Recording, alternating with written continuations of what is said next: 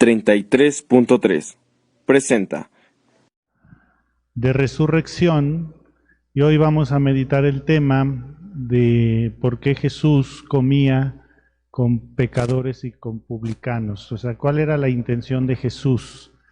Recordemos que estas pláticas no tienen como intención que nosotros nos flagelemos, que nosotros veamos qué tan pecadores somos, sino más bien tienen la intención de que descubramos en la vida y en los hechos de Jesús actitudes de Jesús que nos ayuden a vivir con más plenitud.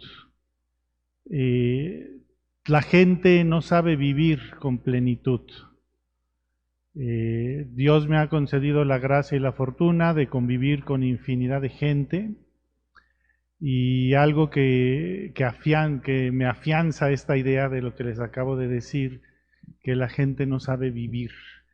La gente se acostumbra a vivir mal, la gente se acostumbra a vivir con problemas, la gente se acostumbra a vivir con dificultades, la gente se acostumbra a vivir con rencores, con resentimientos, la gente se acostumbra a amar lo que le hace daño, y la gente se acostumbra a ver el pecado como algo normal, y más que a veces justificar lo que nos hace felices, justificamos lo que nos hace infelices. En vez de dar razones de lo que nos hace ser plenos, damos razones del por qué estamos acostumbrados a conductas erróneas, equívocas. Y estas pláticas pues tienen como intención precisamente que el Espíritu Santo toque nuestro entendimiento, nuestra voluntad, para que aprendamos a vivir mejor. Y les voy a poner un ejemplo que me da risa, que viví en los días pasados. ¿Se acuerdan que les platiqué que iba a estar 2 semanas ausente? Y me fui con un grupo de personas a un viaje que ya estaba programado.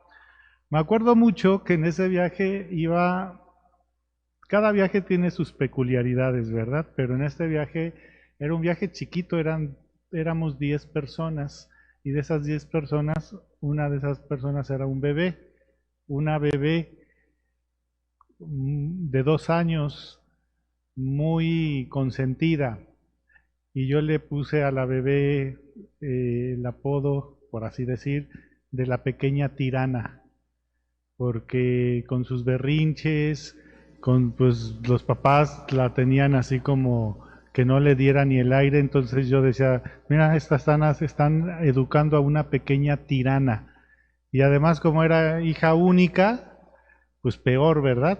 Entonces yo decía, están educando a una pequeña tirana, y cada vez que la niña lloraba o había algo, yo decía, la pequeña tirana. Entonces bueno, y la pequeña tirana era hija de un matrimonio donde ella es psicóloga, la mamá, imagínense nada más, y el papá, ¿no?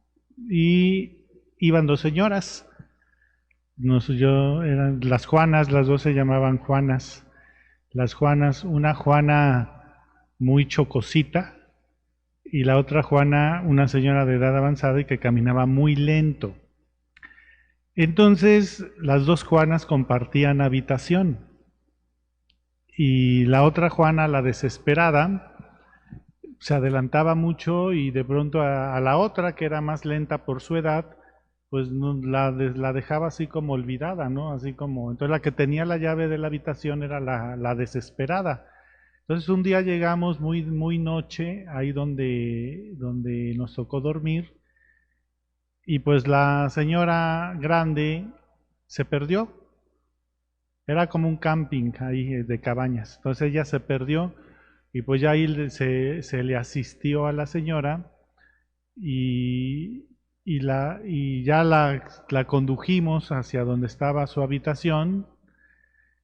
Y al otro día, cuando salimos temprano, bueno, y además yo les estoy hablando de gente que va a iglesia, o sea, que va a misa todos los domingos, que se confiesa regularmente, que están en escuela de pastoral. Bueno, entonces, al otro día le digo a una de a la Juana desesperada, le digo, oye, ayer dejaste a tu compañera abandonada.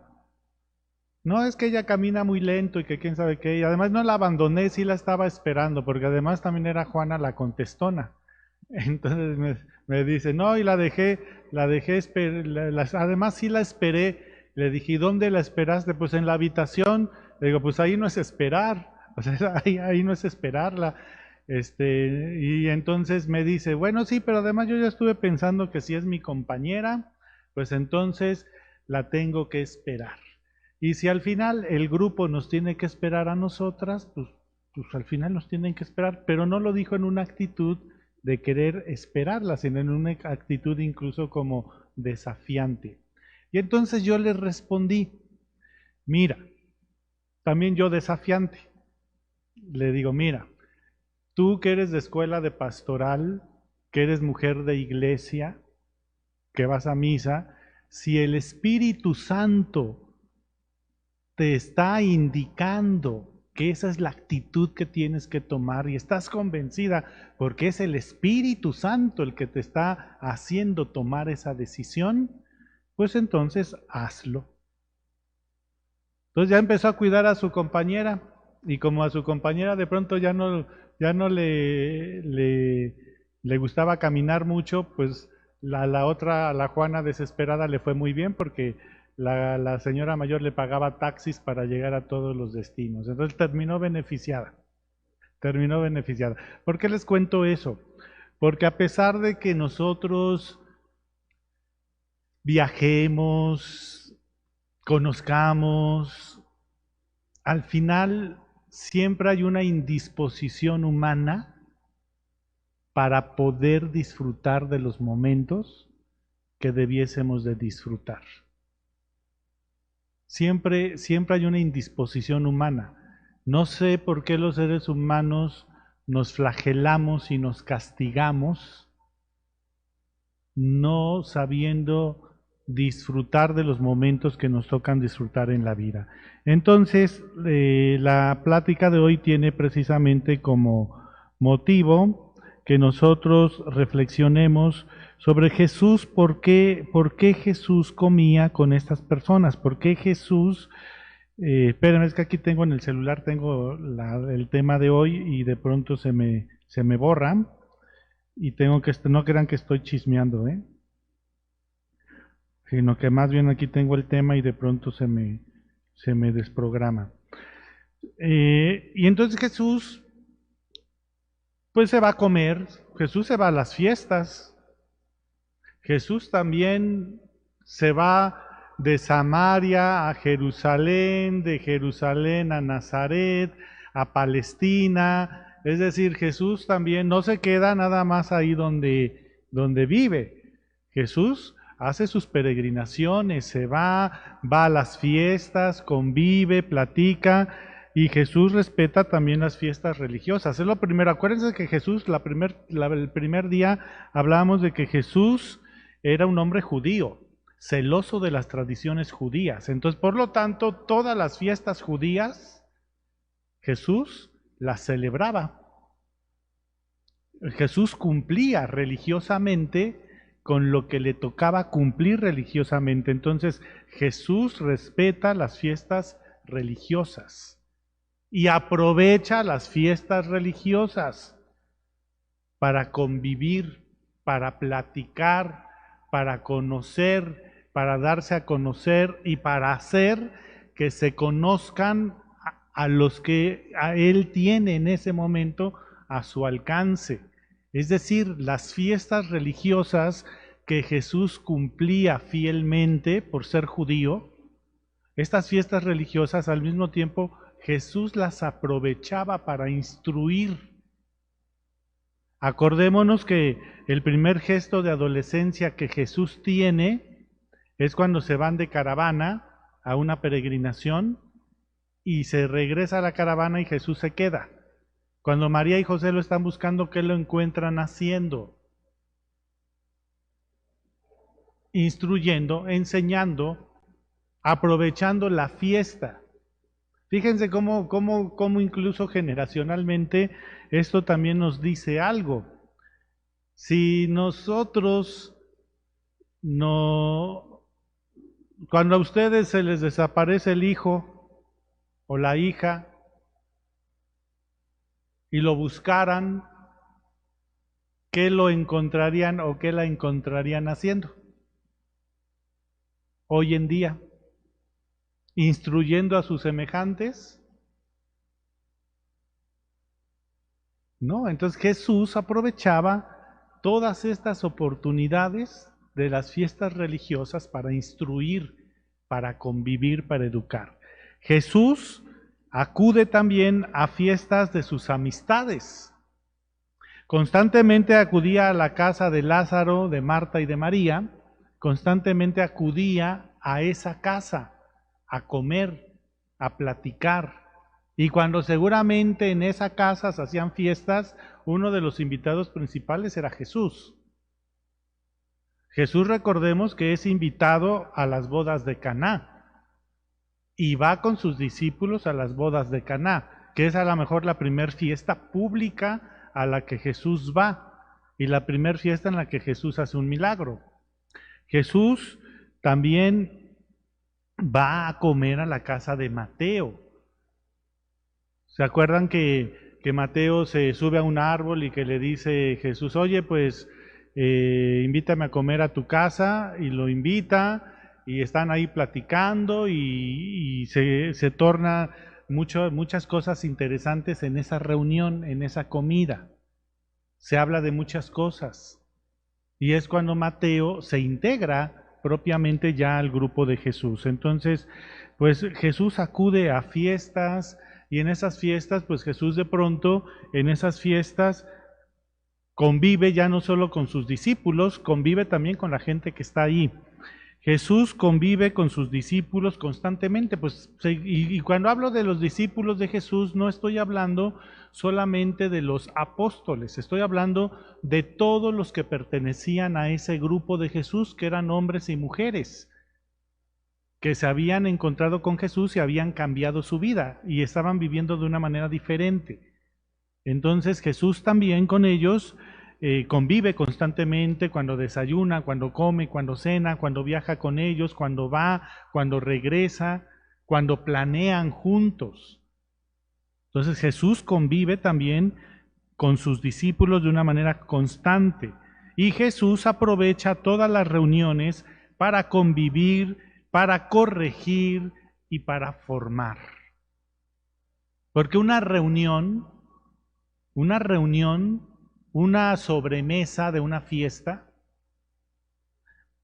en una sobremesa nosotros debemos de convivir, nos debemos corregir y nos tenemos que formar.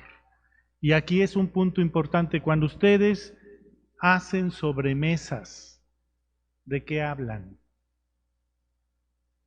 Cuando tienen una sobremesa, ¿de qué hablan? O sea, ¿cuál es la plática trascendente en una fiesta a la que van? Bueno, hablan del trabajo, la familia, pero Jesús cuando iba a estas reuniones no hablaba de eso. Entonces, ya desde ahí nosotros podríamos preguntarnos, a ver, cuando voy a una fiesta, ¿a qué voy? Pues a divertirnos, ¿no?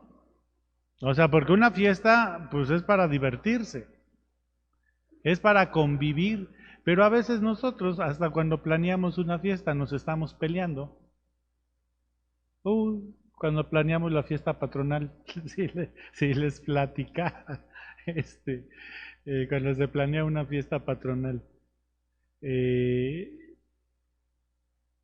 Bueno, pues una fiesta es para convivir, para pasársela bien, para escuchar las historias de las personas a las que estoy invitando, para escuchar sus problemas, para aconsejarlos. Y si nosotros nos damos cuenta, hay veces que vamos a una fiesta y mientras unos están bailando, otros estamos platicando. A mí, por ejemplo, yo a cada fiesta que llego a ir, No crean que me la paso bailando porque no me gusta bailar, no porque no pueda, sino simplemente porque no me gusta. O sea, no es lo mío. Eh, pero pues siempre que yo estoy en una fiesta se me acercan, se sientan, me empiezan a platicar, me empiezan a preguntar, y hasta en las fiestas me dicen sus problemas y todo el asunto. Pero bueno, así me la paso bien, así me la paso bien. Entonces, cuando vamos, ¿qué aprendemos de una fiesta? Sí, nos tenemos que divertir, sí, porque no nos la vamos a pasar haciendo un rosario en una fiesta. Nos tenemos que divertir, nos la tenemos que pasar bien, sí, pero ¿qué aprendes? O sea, ¿qué aprendes? ¿Qué te deja? Así voy a usar las palabras que luego algunas personas usan, que dicen, el desmadre estuvo bueno. ¿Y qué significa eso? O sea, ¿qué significa que el desmauser estuvo bueno?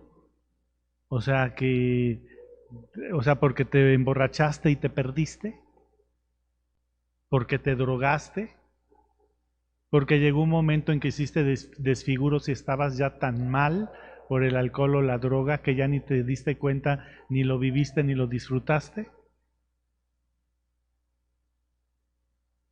Entonces Jesús, cuando va a las fiestas, convive, corrige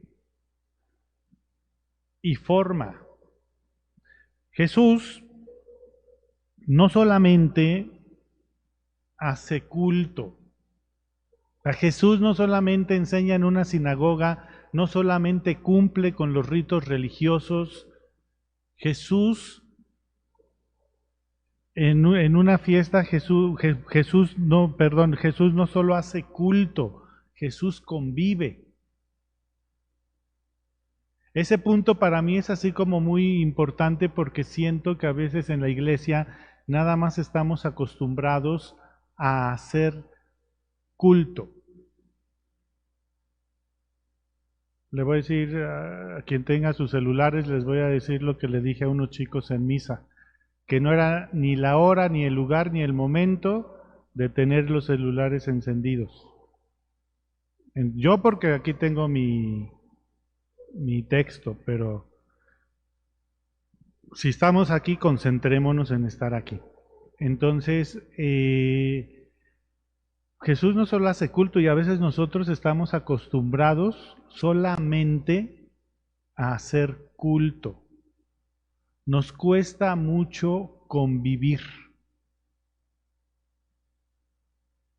Y a veces ni el culto lo hacemos bien. Les decía, la misa pasada, la misa de 7, vino mucha gente. Pero yo en esa misa les tenía que ir diciendo, les tenía que decir, esta parte de la misa es hincados. O sea, porque no sabían. Y luego se sientan dos jóvenes con las piernas cruzadas, sacan su celular y empiezan con él. Y les tuve que decir, no es ni la hora ni el momento para estar sentados y con su celular. Es decir, a veces ni el culto lo hacemos bien. Ayer venía una señora a la oficina a preparar a una misa de un difunto que cumple ciertos años.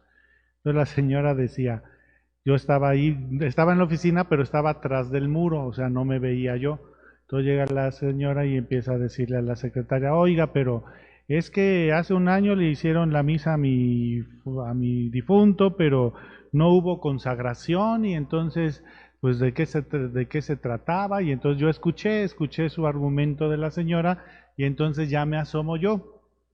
Y me dice le empiezo a explicar a la señora lo siguiente. Le digo, mire, cuando es un acto individual, no necesariamente se tiene que celebrar la Eucaristía. ¿Por qué? Porque yo puedo celebrar la Eucaristía y de 8 personas que vienen a una misa individual, solo va a comulgar una. Entonces, ¿Qué tenemos nosotros en el sagrario? La reserva.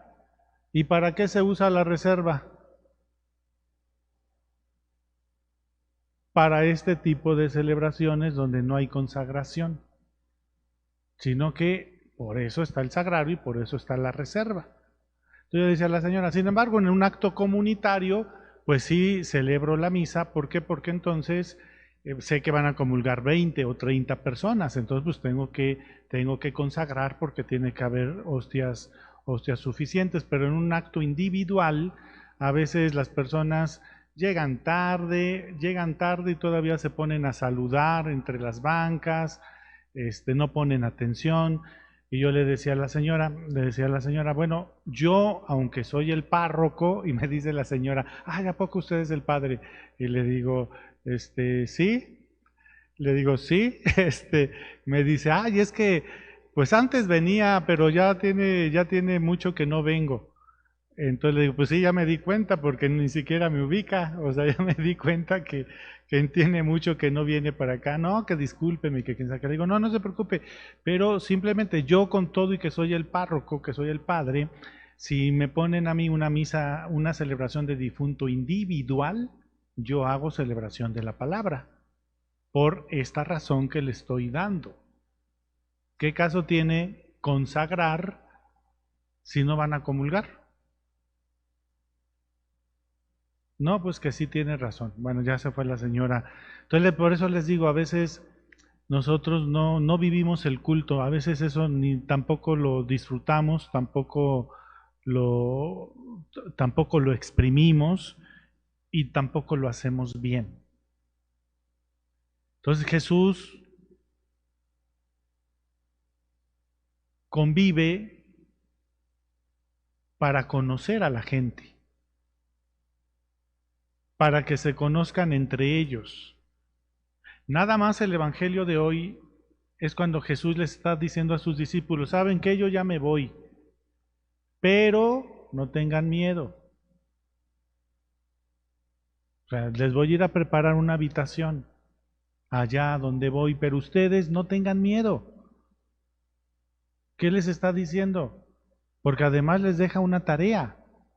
Les está diciendo, pues tienen que hacer comunidad. Y hacer comunidad no es fácil. O sea, es decir, el culto nos tiene que llevar a hacer comunidad.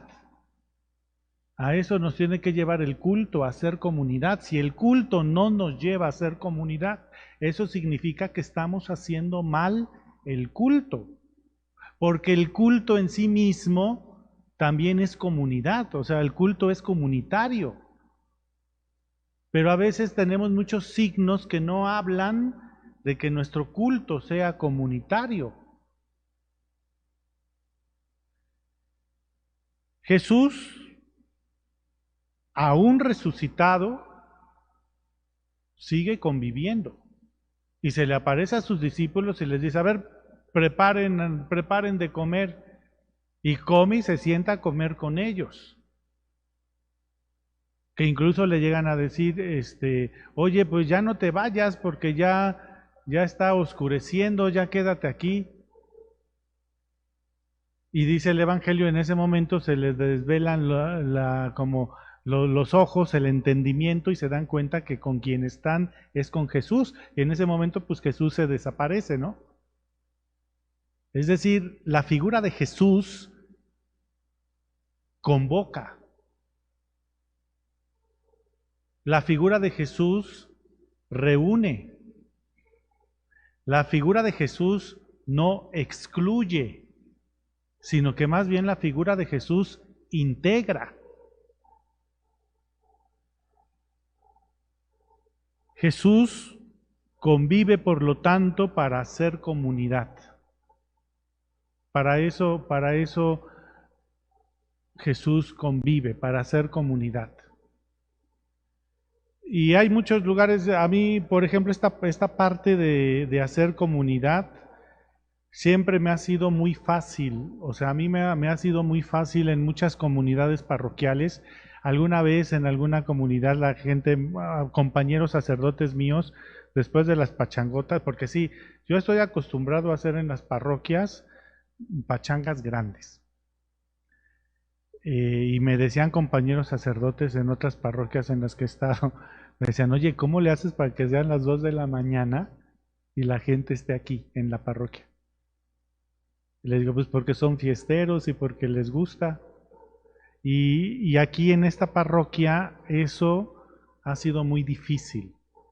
En esta parroquia ha sido muy difícil que la gente quiera hacer comunidad o conocerse desde esa perspectiva, desde la perspectiva de la convivencia. Y Jesús, bueno, pues Jesús convive para hacer comunidad. Convive para que esas personas se conozcan, para que esas personas se integren, para que esas personas, fíjense lo que voy a decir ahorita, para que esas personas no se rompan cuando Él ya no está. Porque imagínense que los apóstoles hubieran roto, pues no hubiéramos llegado a donde hemos llegado el día de hoy como iglesia.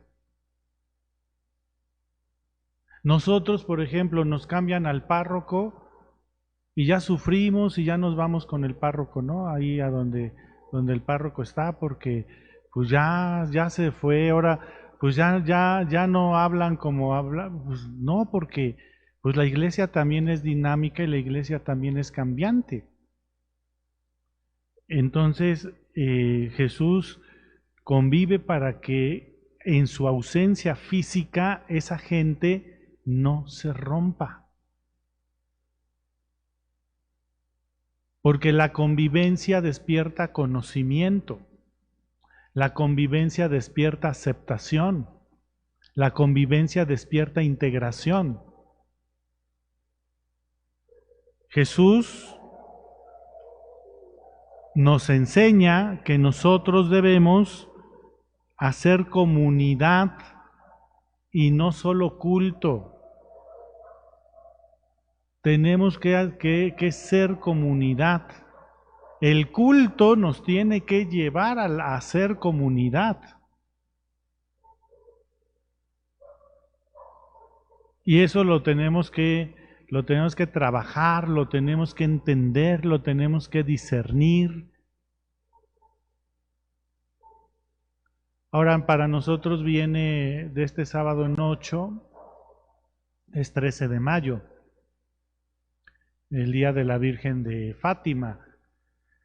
Pues aquí, como sabemos, la parroquia, la fiesta patronal es el 13 de octubre y sin embargo la parroquia pues está dedicada a Fátima, a la Virgen de Fátima. No puede pasar para nosotros desapercibida esa fecha. Mínimo debemos de tener una misa bien, una misa solemne, una misa bonita. Pero a veces qué trabajo es que la gente llegue a esas celebraciones. A veces cuesta porque le hemos perdido el sentido a la comunidad. Y puede haber muchas cosas que nos hacen perder el sentido a la comunidad. En una fiesta patronal, por ejemplo, la gente se convoca más en torno a veces a la feria o a los eventos que son de la fiesta patronal, pero que no tienen que ver con el culto. Y una fiesta patronal tiene que jugar con los dos elementos, con la parte espiritual, con la parte de culto, y también tiene que jugar con la parte de la convivencia, la parte humana, la feria, el folclor, y todo debe de estar integrado porque así se debe celebrar una fiesta patronal. La parte espiritual y la parte cultural. ¿Qué pasa cuando es el 25 aniversario de matrimonio? Pues mandamos a hacer misa, porque está la parte espiritual, pero luego se nos olvida, ya en la parte de convivencia, así como sucede, por ejemplo, en muchas zonas de la ciudad altamente peligrosas, que sus fiestas patronal tienen que estar rodeados de patrullas y de policías porque siempre hay un muerto en el momento del baile, porque se mueve la droga, porque se mueve el alcohol en exceso, y siempre debe de haber vigilancia. ¿Por qué? Porque hemos perdido ese sentido de ser, de que una fiesta es para hacernos comunidad, para conocernos, para convivir. Incluso aquí en la parroquia, yo les he dicho muchas veces, y no solo aquí, en otras parroquias, pues yo me acuerdo de las fiestas que hacían cuando yo era niño en casa de mis abuelas, y era que la familia se reunía a hacer los tamales y a hacer el mole y a matar el puerco en la casa y a hacer las carnitas. Y entonces, ¿qué pasaba con la familia? En esos preparativos, la familia convivía, platicaba, se tomaban el tequila. Hoy ya no, hoy ya mandamos a hacer todo. Y entonces le hemos quitado a nuestras reuniones esa parte de convivencia. Porque ahora ya mandamos a hacer el mole, ya vamos aquí al rastro, ya compramos la carne, ya mandamos a hacer la cena de Navidad, ya mandamos a hacer todo, y entonces le hemos quitado a nuestras reuniones hasta cierto grado esa parte de convivencia. Jesús era, en cada una de las fiestas religiosas que él celebraba, era que cada uno de los discípulos tenía una función que hacer para que la fiesta saliera bien. Nosotros de una u otra manera tenemos que retomar estas tareas. Y Jesús convive con pecadores y publicanos y se sienta a la mesa y lo critican, porque al final ese es un reflejo de lo que es el reino de los cielos, que en el reino de los cielos al final estamos invitados todos, justos o no, pecadores o no, exitosos o no, con fracasos o no, todos estamos invitados. Por eso Jesús se sienta con todos, y se sienta con los sumos sacerdotes, y se sienta con los que se casan, y se sienta con el leproso, y se sienta con la prostituta, y Jesús convive en ese momento con todos, haciendo ya un reflejo de lo que es el reino de los cielos, un lugar donde no se te juzga, donde no se te condena, donde no se te aparta, donde no se te margina.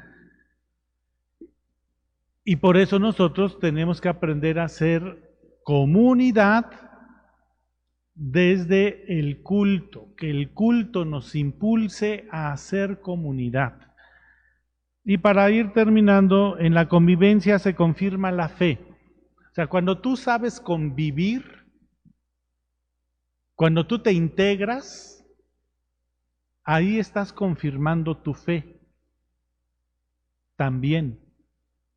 Porque si no somos como las personas que dicen, no, es que yo tengo fe, pero no voy a la iglesia porque soy, como dice la gente, yo soy creyente, pero no fanático. Entonces, si le quitamos al culto la parte de la convivencia, en el fondo estamos apartados.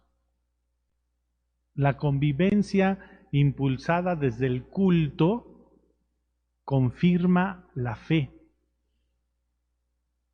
porque conoces al hermano, porque lo escuchas, porque le das tu opinión, porque escucha tu opinión, porque puedes no estar de acuerdo con lo que él opina, pero lo respetas, porque te puede tocar trabajar con él y aunque te caiga mal, trabajas y sacas adelante lo que te toca sacar adelante. Entonces ahí estás confirmando tu fe en la convivencia y en la comunidad. Y recordemos que las primeras comunidades cristianas, nos lo dice la Sagrada Escritura, las primeras comunidades cristianas lo compartían todo en común. Y esa es la auténtica convivencia. Cuando aprendemos a compartir todo en común. Y cierro un poquito ya el día de hoy con algo que yo sacaba de esta experiencia, de este viaje, que se lo comenté a algunas personas. Digamos que en el viaje pasado la mitad era gente de iglesia y la otra mitad no era gente de iglesia.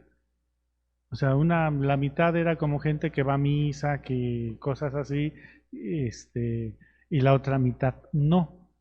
¿Quiénes creen ustedes que eran los más especialitos? los de la gente de iglesia. Y yo decía, pues de este viaje, pues yo esperaba que los de la gente de iglesia fuera como más de testimonio, como más de, pero no, eran como los más especialitos, los más renuentes, los que abandonaban al hermano.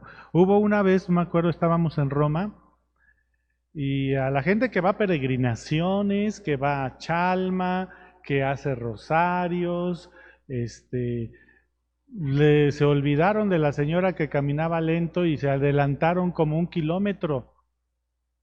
Entonces pues yo dije, pues qué manchados, ¿no? Entonces pues ya me fui yo con la señora y pues ya yo iba como a 10 pasos adelante de ella, pero era de noche. Y pues ahí se les olvidó la señora. Y entonces yo decía, ¿y mi gente de iglesia, dónde está? Pero ¿dónde están los que deben de ser más abiertos a que, pues sí, viene una señora que camina lento y pues que no, el grupo no tiene que caminar a su ritmo necesariamente, pero tampoco se trata de que la abandonemos? Y ahí es donde nos damos cuenta hasta dónde somos capaces de que el culto nos lleve a hacer comunidad. Hubo otra experiencia cuando era seminarista que un padre me decía, no, perdón, ya éramos sacerdotes y entonces él era formador del seminario y yo lo visité y me dice, vamos a ver cómo juegan los muchachos fútbol a la hora del deporte en el seminario, los seminaristas. Y fuimos a verlos y todo y me decía, ¿sabes cuál es el mejor momento donde yo conozco a los chicos que quieren ser sacerdotes? Y me dice, uno de esos momentos es en el juego. Aquí me doy cuenta cómo son, cómo es su temperamento, qué tan agresivos son. Dice, porque aquí se desbordan sus pasiones. Entonces, en el juego es uno de los momentos donde yo me doy cuenta quién es quién. Yo podría decirles que no solamente en el juego, también en los viajes se sabe quién es quién. Y también ahí uno se da cuenta cómo a veces la gente que no está en una comunidad, en una parroquia, que no va a misa, cómo en medio de todo pueden ser más religiosos que los que estamos adentro. O con una fe, no con la preparación de los que estamos adentro, pero con una fe más natural. Y los que estamos adentro, pues a veces sí, pues no sabemos, no hacemos caso a esta manera en como Jesús vive para que nosotros aprendamos a vivir así. Y desde la perspectiva de Jesús que se sienta con estas personas a platicar, a convivir, a perdonarlas, a darles una razón, una motivación, desde esa perspectiva, pues Jesús por eso convive, por eso va, disfruta las fiestas y tristemente, pues nosotros dentro de nuestra parte cultural, pues nunca hemos escuchado un evangelio que nos hable de Jesús riéndose. Si nosotros recordamos los textos bíblicos, siempre es que el Jesús que ora, el Jesús que expulsa a los vendedores del templo, el Jesús que se le pone al tú por tú a los sacerdotes y a las autoridades, el Jesús tierno que perdona a los pecadores, que acepta a las prostitutas, el Jesús que regaña a sus discípulos. Pero los evangelios no nos hablan del Jesús que se ríe, del Jesús que se divierte, del Jesús que seguramente también hace bromas, del Jesús que pues a lo mejor bailaba los bailes judíos.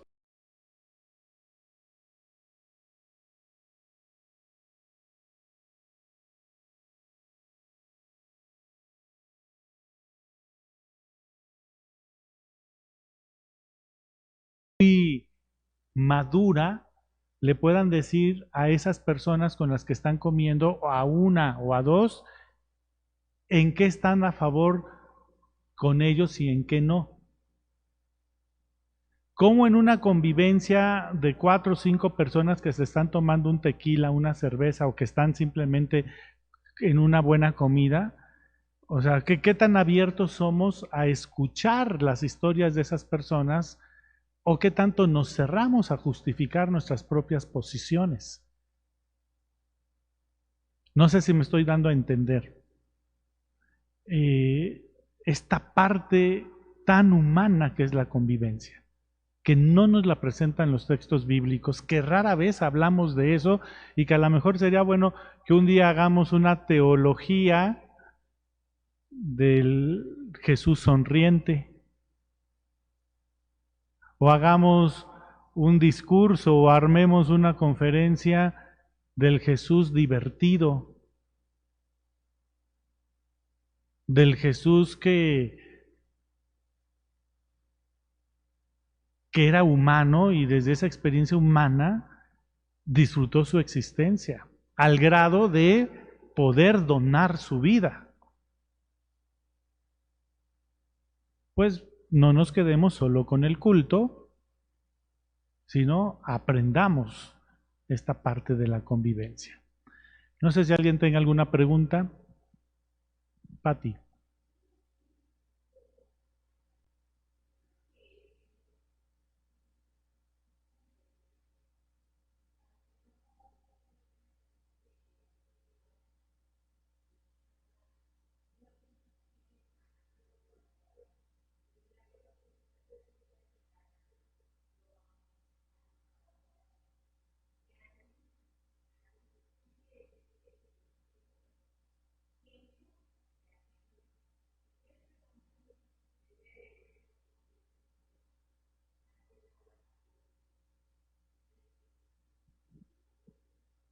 Sí.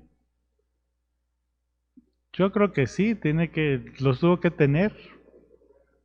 ¿Eh?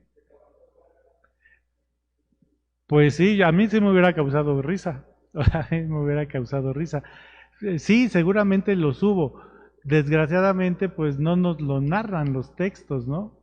Y eso pesa mucho en nuestra mentalidad y respecto al culto, porque, pues sí, nosotros somos muy que el culto como tiene que ser, pero no es fácil, no es fácil que hablemos del Jesús que se sonríe, porque eso no lo encontramos en los textos. Pero indudablemente yo estoy a favor de lo que dices. Seguramente no solo ese momento, sino hubo muchos momentos en los que Jesús se divertía y se reía con sus discípulos, ¿no? Y había cosas que seguramente hacían sus discípulos y que a Jesús le daban risa. Seguramente sí.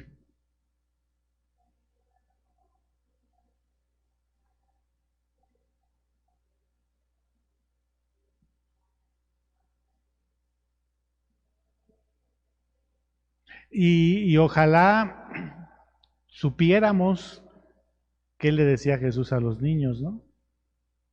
Porque les digo, curiosamente, todos estos elementos de ternura con los niños, pues sí, sí, o sea, tenemos los evangelios apócrifos, que a lo mejor en los evangelios apócrifos encontramos algo de estos gestos humanos de Jesús, pero ya cuando Jesús, sabemos que Jesús regañaba a los apóstoles porque no permitía que se acercaran a él, y sabemos que decía, el que no se haga como un niño no va a entrar en el reino de los cielos, pero ese era el discurso para los grandotes. Ya cuando estaba con los niños, ¿qué les decía? O sea, ¿qué les pudo haber dicho Jesús a los niños? Y a lo mejor es hasta providencial que no lo sepamos, pues para que nosotros aprendamos a tener esa cercanía. Yo, por ejemplo, mi temperamento en muchas cosas es muy serio, pero en la misa de niños, pues cambio. O sea, yo en la misa de niños bailo con ellos, les hago concurso, les celebro de otra manera a los niños, ¿no? Que a lo mejor quien me ve en la misa de niños y me ve en la misa de 9 o en la misa de 12, pues nada que ver, porque la misa de 9 y de 12 es como más formal el asunto, mientras que en la misa de niños, pues es darme a entender a los niños y a los papás de los niños. Entonces seguramente pues Jesús algo les decía a los chamacos, que nunca nos dicen los textos bíblicos cómo reaccionaron los niños ante la muerte de Jesús, o qué tanto los niños aceptaban o veía o les llamaba y les atraía la figura de Jesús. Porque a lo mejor esa es la chamba que nos toca hacer como iglesia. Desde la persona de Jesús, desde la enseñanza de Jesús, integrar todo eso en los espacios en los que a nosotros nos toca convivir en nuestra actualidad. Bien, ¿alguien más? A la 1, a las 2, Lulú.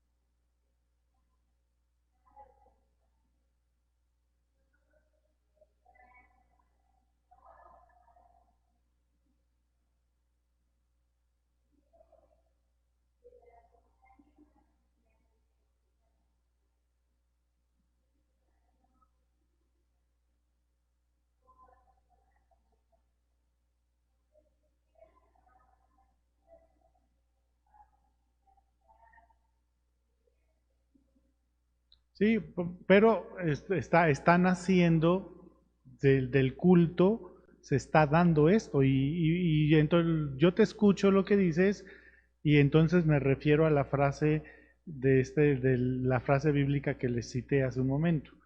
Las primeras comunidades cristianas lo compartían todo y lo ponían en común. Es decir, ustedes empezaron a dar dulces y de pronto la gente que empieza a venir al rosario, pues dicen, pues yo también voy a llevar hoy dulces, ¿no? Entonces se empieza a dar ese fenómeno, que es lo que nuestra parroquia necesita en la actualidad. O sea, lo que nuestra parroquia necesita es eso, y que eso tenga que fluir de manera natural, como está fluyendo ahí en el Rosario, ¿no? Y qué bueno, me da gusto escuchar que cada vez viene más gente. Pues yo con lo que quedé con ustedes es que cuando los viernes así me lo permitan, hoy porque sí tuve que ir a ver a un enfermo, pero cuando los viernes me lo permitan, pues yo voy a salir a hacer el rosario. Entonces, y los días 13. Y los días 13. Bien, pues oigan, muchas gracias. Dios mediante nos vemos dentro de 8 días, que también yo voy a dar la plática. Dios mediante nos vemos dentro de 8 días. Y ya más adelante les haré la invitación, tengo metido en mi cabecita, hacer una tarde de paella con vino tinto. Ya les avisaré, con música española. Entonces, ya les avisaré, la estoy planeando y así se va a llamar tarde de paella con vino tinto.